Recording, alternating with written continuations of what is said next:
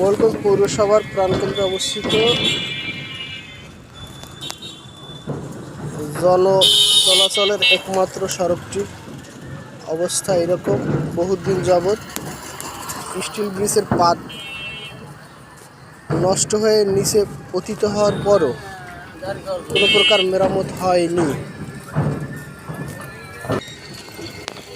অনেকে কাঠের টুকরো দিয়ে ফাঁকটা নিবারণ করার চেষ্টা করেছেন।